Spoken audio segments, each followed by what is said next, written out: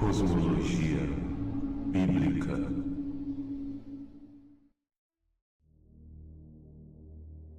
A batalha espiritual não é apenas uma metáfora, nem somente um recurso simbólico das Escrituras, mas sim uma dimensão real, antiga e contínua, profundamente conectada à queda dos anjos e aos mecanismos ocultos que operam entre o mundo visível e o invisível.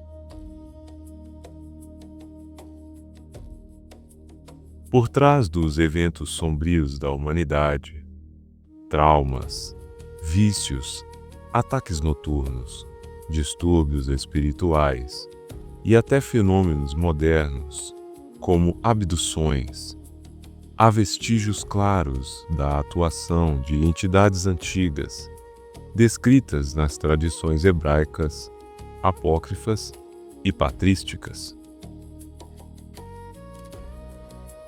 Íncubos e súcubos, tratados hoje como lendas, eram compreendidos pelos antigos como seres espirituais oriundos da casta dos seres angelicais rebeldes, sacerdotes caídos do conselho celestial, especialistas em manipular a energia vital dos humanos.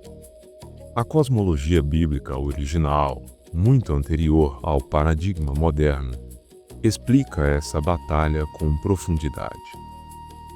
A Terra foi entregue temporariamente a Satanás, que opera como regente do século atual. O medo, a ausência da fé, foi a energia que precipitou a queda dos seres celestes e se tornou o combustível da atuação demoníaca. Por isso, compreender a dinâmica espiritual, especialmente relacionada à sexualidade, às portas de entrada e às heranças antigas, torna-se fundamental para quem deseja vencer a guerra invisível. Ao longo das escrituras, canônicas e apócrifas, há referências claras a ataques noturnos, seres híbridos, vigilantes que corromperam a criação e fenômenos espirituais ligados ao sono e à energia vital. A arqueologia, os mitos das nações, a ciência moderna sobre paralisia do sono, impulsos instintivos e epigenética espiritual fornecem uma visão dual desse mesmo cenário. E Hollywood reproduz fragmentos dessa guerra em filmes e séries e desenhos animados.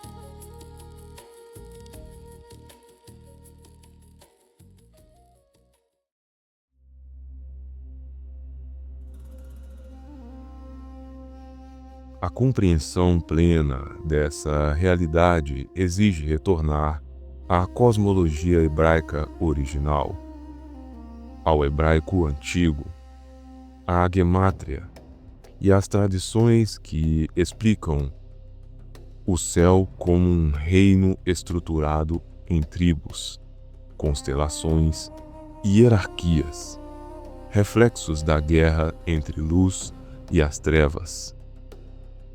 As Escrituras revelam que a queda dos vigilantes descrita em Gênesis 6, 1 Enoque e também no livro de Jubileus, foi o marco da corrupção da humanidade. Íncubos e súcubos descendem espiritualmente dessa rebelião, atuando como vampiros de energia vital. Textos como Ben Sirasda, Testamento de Levi e 2 Esdras reconhecem seres que atuam entre dimensões, influenciando humanos principalmente quando estes estão vulneráveis. No hebraico, o termo Shedim é associado a entidades ligadas ao deserto e à noite, horários mais propícios aos ataques. Essas entidades operam retirando energia vital, Qiyut, especialmente liberada no ato sexual. A relação sexual sempre foi entendida como um ritual de vida. Sua profanação permitiu a esses seres manipular a energia humana. A paralisia do sono, vista pela psicologia como interrupção entre consciência e corpo, é descrita espiritualmente como o momento em que o corpo astral está parcialmente desconectado, exatamente quando íncubos e súcubos atacam. A epigenética espiritual, presente indiretamente em textos como Êxodo 20, e reforçada por estudos modernos sobre memória celular, explica como traumas e influências espirituais podem ser transmitidos por gerações. Enoque descreve os Nephilim como seres cuja maldade contaminava geneticamente e espiritualmente a humanidade.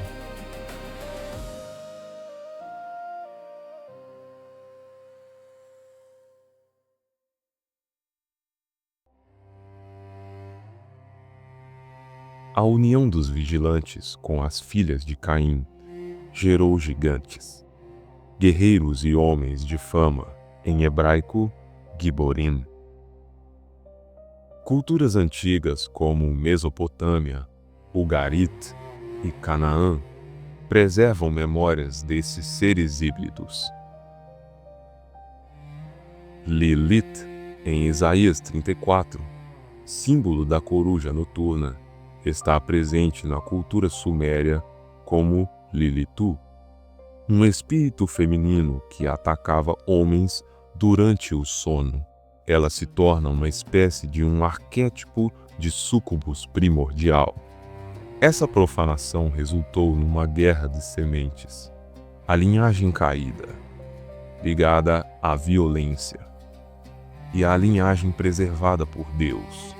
O pecado sexual, quando usado como ritual, alterava não apenas o corpo, mas a lâmina espiritual do ser.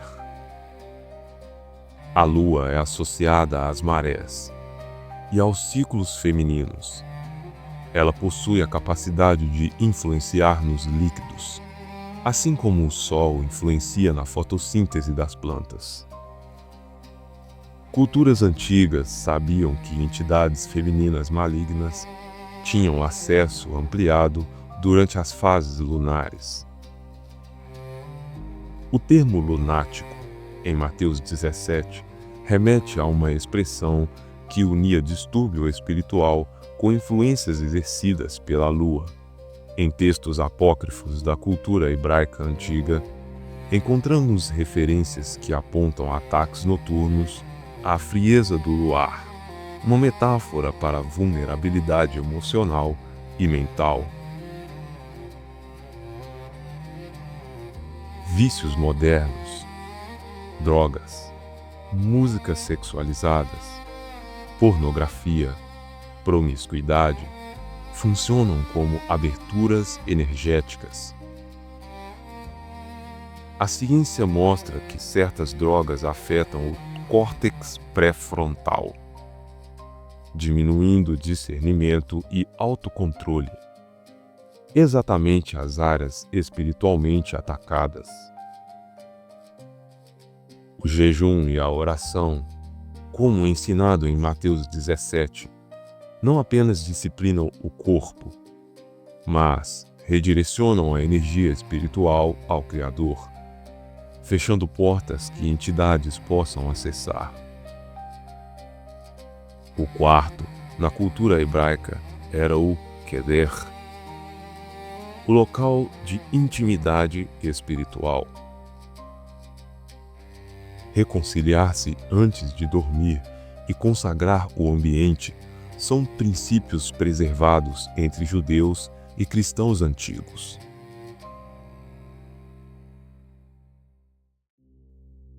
A autoridade espiritual é exercida em nome de Yeshua, aquele que venceu principados e potestades. O uso de salmos noturnos, especialmente 91 e 121, era prática comum para proteção contra ataques de demônios noturnos, como preservado na tradição rabínica. A Gemátria revela camadas ainda mais profundas.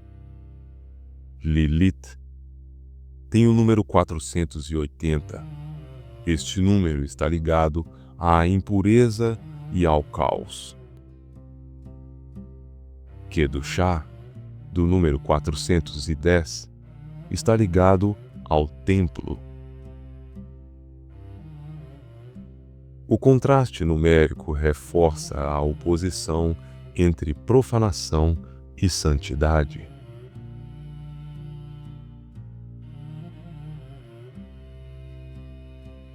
Filmes como A Autópsia de Jane Doe, A Bruxa, Constantine, Hereditário, Supernatural, Sandman e animes como Berserk reproduzem elementos precisos: ataques noturnos, incubação demoníaca, pactos, portais, sons etéreos e entidades femininas noturnas, paralelos diretos da mesma cosmologia ancestral.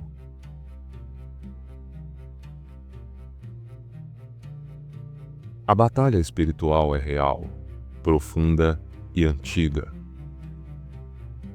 Incubos e súcubos não pertencem ao campo do folclore, mas ao registro bíblico, apócrifo, arqueológico e cultural das civilizações antigas.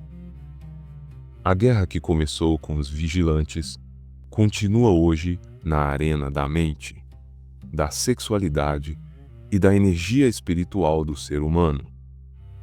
Ao compreender a linguagem original das Escrituras, a Gemátria, os textos apócrifos e a cosmologia hebraica, percebemos que essas entidades operam por meio de portas abertas, pecado, medo, promiscuidade, vícios, traumas e objetos contaminados. Mas também vemos que a proteção espiritual é real e acessível. Oração, jejum, consagração, louvor e uso da autoridade do nome de Yeshua. Te convido a despertar do sono profundo. A guerra não é contra carne e sangue, mas contra potestades do ar. Conhecer a verdade não traz medo, mas sim traz libertação. E quanto mais compreendemos a estrutura celestial, mais percebemos que a batalha espiritual é, antes de tudo, uma batalha pelas nossas energias, nossa identidade e nossa aliança com o Criador.